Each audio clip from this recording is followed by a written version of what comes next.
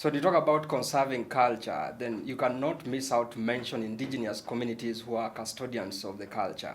And in this case, we'll be discussing about how cultural conservation strategies are being championed by the government, as well as the effects of climate change that's now displacing millions of people from their original homeland. And in this case, I'm joined by the Director of Marginalized and Minority Community Affairs Unit, Honorable Josephat Lowoi, who is the Director and also is an expert in that area. So he'll be telling us what are the government strategies in conserving culture and heritage, as well as socio-economic empowerment of these communities who are disadvantaged in various spaces. Karibu Mheshimiwa. Starting with your name and the position you hold, how long have you been in the office, and how important is this office to the minority and marginalized communities in Kenya? Thank you very much, my brother. My name is Honorable Lowoi Josephat Lodea. The Secretary, Minorities and Marginalized Affairs Unit in the Executive Office of the President. This is where I was appointed to head. Now I'm heading an office unit, a presidential unit that deals with issues minority and marginalized. I've been here since like roughly 18 months now, since I was appointed to this office. So this barely going to the second year of my being the head of this unit. But this unit didn't start with me. It started in 2019 as a desk in the office of the Deputy President, when the current president was the Deputy President.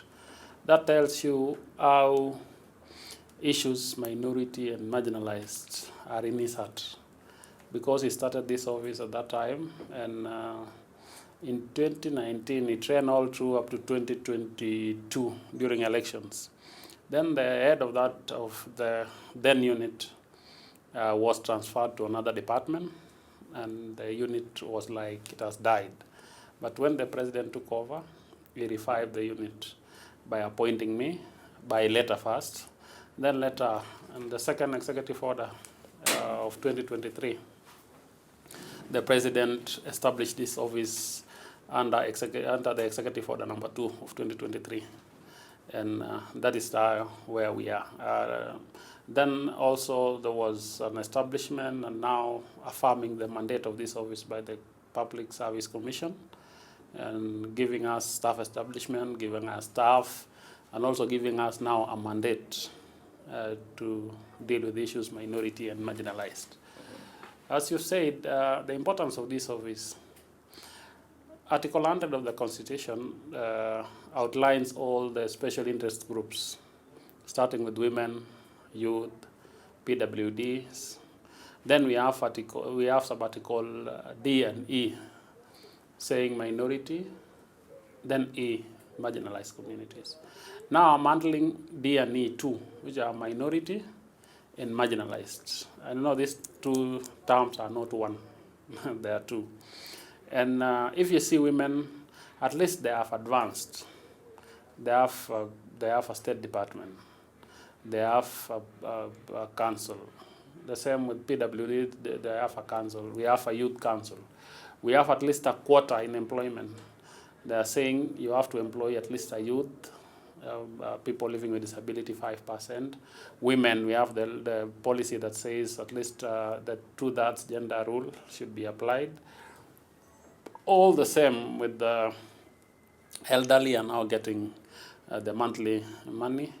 But for this sect of minority and marginalized, nobody really was implementing that Article 100 D and E. But when I came in, this office is now their focal point. All of them run here when they have problems. All of those communities bring their petitions here.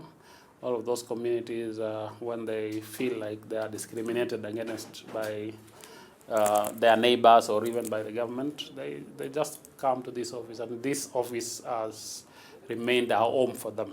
I can call it a home for all the minorities in the country. Looking at the 2010 Constitution, it defines minorities as communities that are unable to fully participate in social and economic activities. And maybe people might be asking, who are these people? Where are they? So who are these minorities that you are directly targeting to empower them? Thank you very much. In the Kenyan perspective, Article 260 of the Constitution defines who minorities are. It talks about the nomadic people. It talks about those communities that have maintained their culture and they have not been mainstreamed to the main fabric of the country. And also communities that are hunter-gatherer, that relied on the forest for food and economic activities.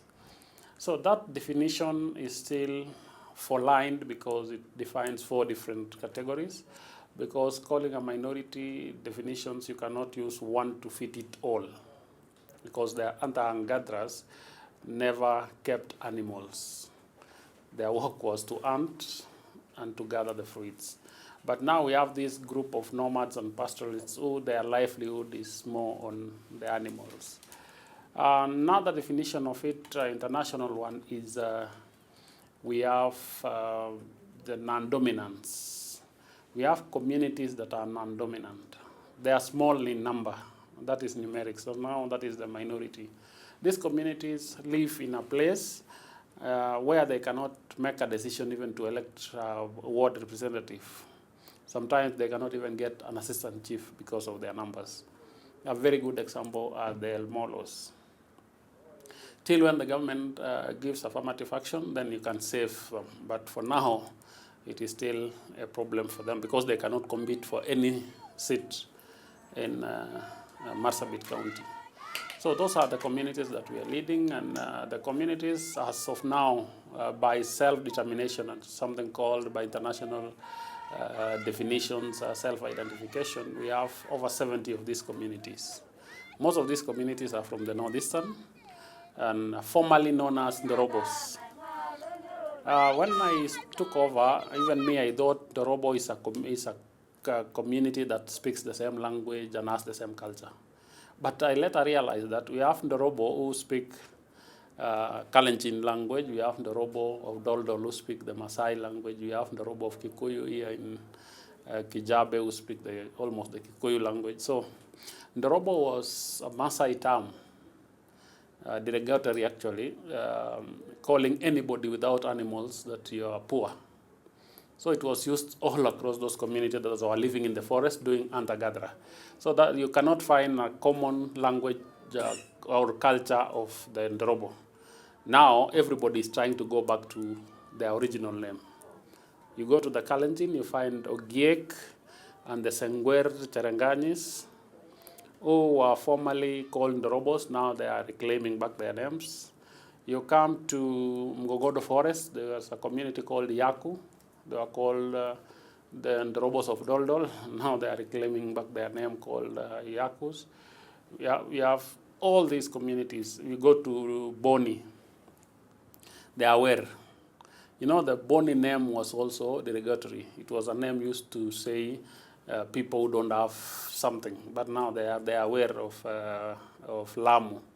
They are also running away from the name Ndorobo and now having their own name. So when the British came, they adopted the name Ndorobo without knowing the meaning of that name. And that is why we have, for now, just to a short of it, before validation, we are above 70 communities that are identifying themselves as minority and marginalized. Let's focus on culture.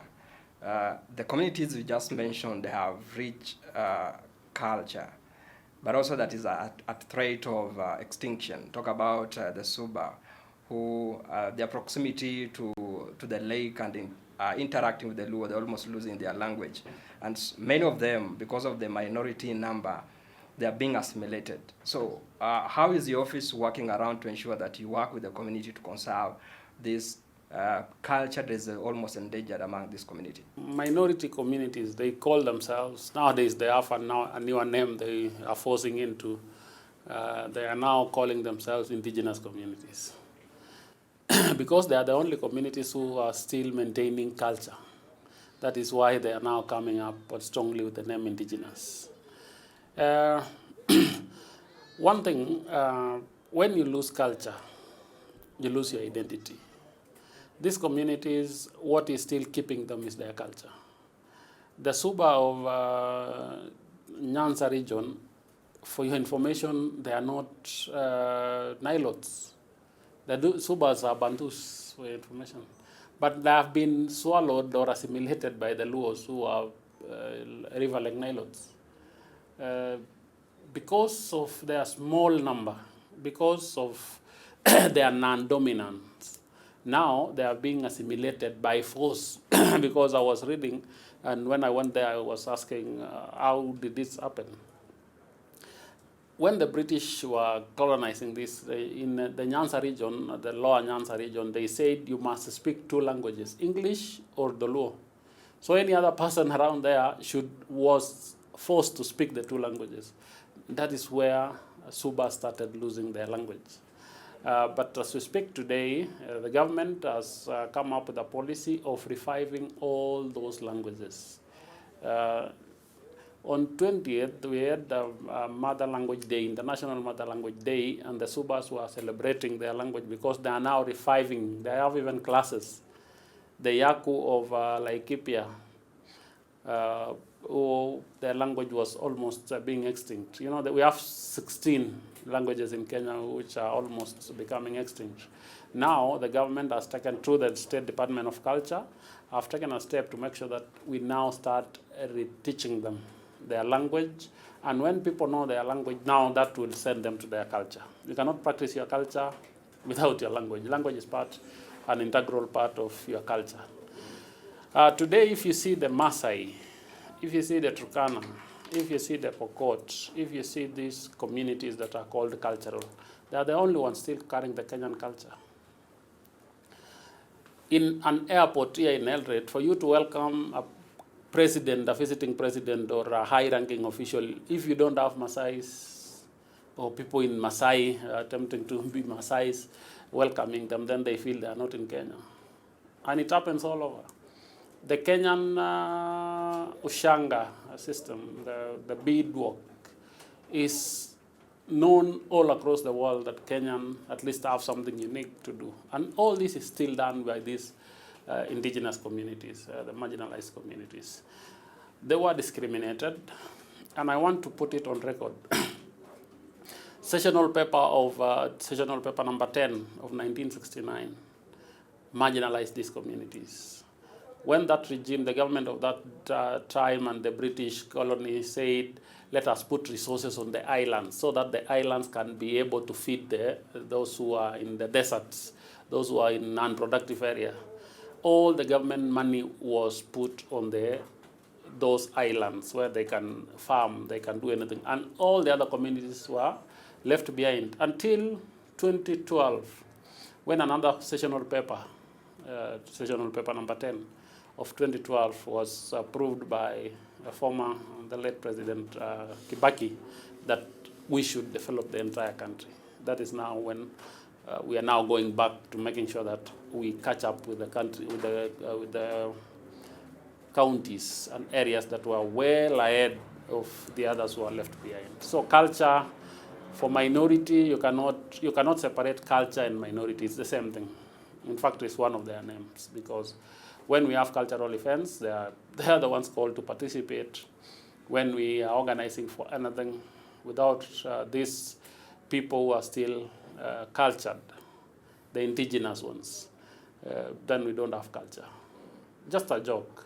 Our kids here in Nairobi, or us who are born here in Nairobi or in major towns, when we want to showcase your tribal or your culture, your own culture show, you have to go to the village and bring people to come and sing on your wedding day, bring people to sing on your graduation day, because those in urban areas have forgotten their culture and they don't know what culture means. Mm-hmm. You've just brought up another interesting area of to converse about the modernity and preserving the traditions we have. And on the same note, also we are seeing the effects of climate change now displacing these indigenous communities from the original homeland. Just to quote, the UN Special Report of 2019 states that 42% of indigenous people are at risk of losing their traditional foodways. And Kenyan foodways is one of the enlisted element of culture's symbol. How do we work around conserving these cultures, despite you working on the policies, one of it having this language being taught in school? Thank you very much. As we speak now, we are in the process of coming up with a policy that will take care of the indigenous minority people strongly from their livelihood to what they are doing back there, and also preserving the culture they have and all the other things. Modernity has come, issues of climate change has come, and it is a sorry state that the minority people are affected both ways. If today, God forbid, this current situation continues for another 2 weeks, all media houses will be announcing how many animals have died, how many people have died of hunger. Then when it rains too much again, the people who are carried away by the floods, the schools are closed, are also these marginalized communities. So they are affected when it is raining and when it is too sunny. And before, there was no law and no intervention by the government to protect the culture, food, and any other thing of these people. But recently, the government passed a legislation that now, for you to do anything in the farm where these people are or in their land, you want to do wildlife, you want to do what, you have to inform them first. You have to get the consent of their land. The Community Lands Act of 2016 actually carries all this. Before, communities were taken for granted, but now the communities participate 100% in decisions that affect their lives. The current trend, as you're saying, we are going to lose our natural foods, we are going to lose our natural medicines if we allow infiltration. One sorry thing is that when I was joking with the person from Narok, here in Nairobi, we all say we love meat from those marginalized areas. But as we speak today, the people of Narok are selling their land in an alarming rate. The people of Laikipia are converting and selling their land in an alarming rate. When you sell a land to a person who does not know how to keep indigenous goats, then where are we still going to get the sweet meat we are enjoying every day and saying we get? That is going to be lost. There's an introduction of exotic breeds. Nowadays, you see everywhere people speaking of Dopa sheep. The original Maasai sheep will just disappear if you just take 2 rams into a homestead in Narok, because it will change the entire genetic line. Government is taking interventions to preserving our seed so that we can preserve our food. If we destroy our seed, then we destroy our food, and that is what the policy we are coming out with will also inform on how to deal with what is indigenous, what is original, what is Kenyan. Because if we go haywire and leave everything to be controlled by other researchers from outside Kenya, then we'll not have anything to pride on. We need to remain with what is ours, something that we can pride on, something that we can call this is original Kenyan. These communities have traditional structures of governance. If you go to northern region, they have the council of elders who dictates how communities work. Go to the coast, we have the Kaya elders. How are you working around these institutions, the traditional governance institutions in heritage conservation, keeping in mind the custodians of the knowledge? Losing them, we are losing knowledge. What's the strategy of transition of knowledge from the elders to the younger generation? Thank you very much. On the recent past, when I visit a county, I specifically start sitting down with the elders. My entry point are the elders of that region. If I go to Marsabit, all the elders of the 14 communities living there will converge. I'll meet them before I go to the ground. I'll listen to their wisdom. I will talk to them so that I don't lose track of what I was going for.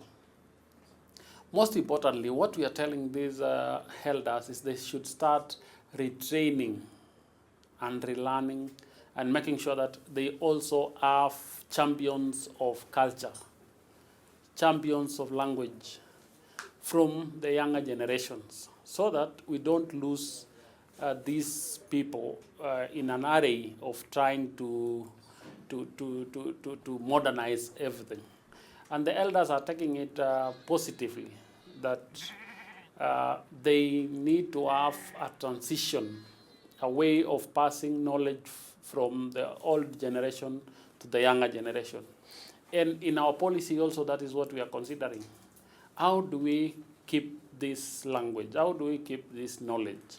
Now, UNESCO is working with us, helping us to revive the languages that were already becoming extinct. Some other, like Yaku, you find less than 15 people speaking the original Yaku language. Now they are trying to make sure that those 80 years, 90 years or less are now retraining the others. We are also taking an aspect of documentation. In my office, I have a research team and a documentation team and archaeologists, so that they now start documenting the languages and cultures of these people. So that just in case there's a way we can lose track, then this language is already documented, both in paper and video, so that those coming generation will learn what used to happen. They can learn even their language.